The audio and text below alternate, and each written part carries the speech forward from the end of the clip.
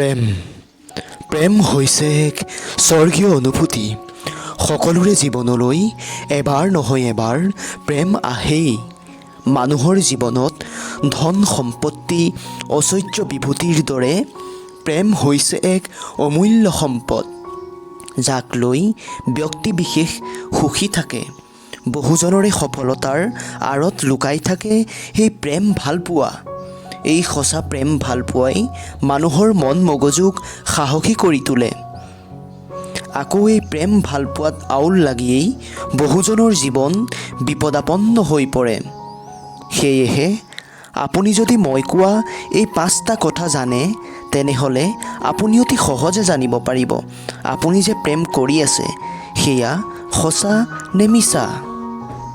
প্ৰথম, যি প্ৰেমত প্ৰেমিক প্ৰেমিকাই ইজনে সিজনৰ অনুভৱবোৰক সন্মান নকৰে, তেনে প্ৰেম নাটকীয় প্ৰেম, যাৰ কোনো ভাল ভৱিষ্যত নাথাকে।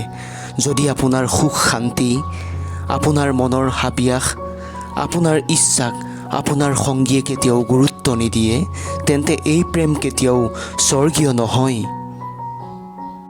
দ্বিতীয়তে, প্ৰেমিক প্ৰেমিকাই যদি তেওঁলোকৰ ব্যক্তিগত কথা ইজনে সিজনক শ্বেয়াৰ কৰিবলৈ টান পায়, তেন্তে জানিব তাত কিবা কেনা আছে।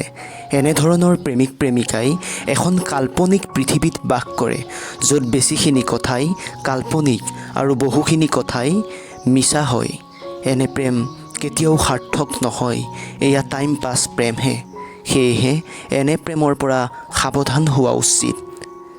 তৃতীয়তে, অপৰিকল্পিত প্ৰেমক সদায় নাটকীয় বা সময় অতিবাহিত প্ৰেমৰূপে আখ্যা দিয়া হয়।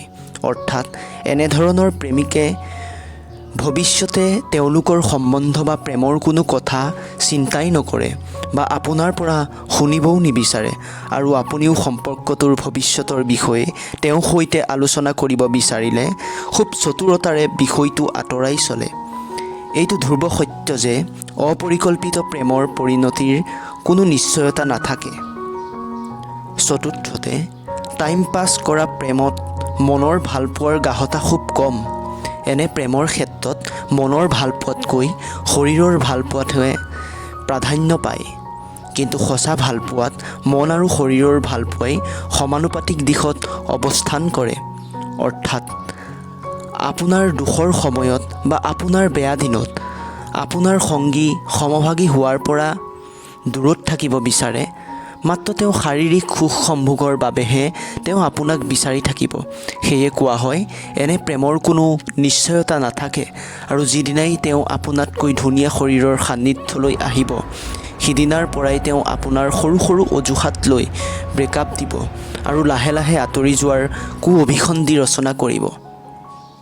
পঞ্চমতে, চিকিৎসা বিজ্ঞানৰ মতে মানুহ যেতিয়া এটা সঁচা প্ৰেমৰ সম্পৰ্কত থাকে, তেতিয়া ইজনে সিজনক সঘনাই লগ পোৱাৰ প্ৰৱণতা বৃদ্ধি পায়। মগজুত ক্ষৰণ হোৱা ৰাসায়নিক দ্ৰব্য ডোপামিন ক্ষৰণৰ ফলত এই প্ৰতিক্ৰিয়া আৰম্ভ হয়।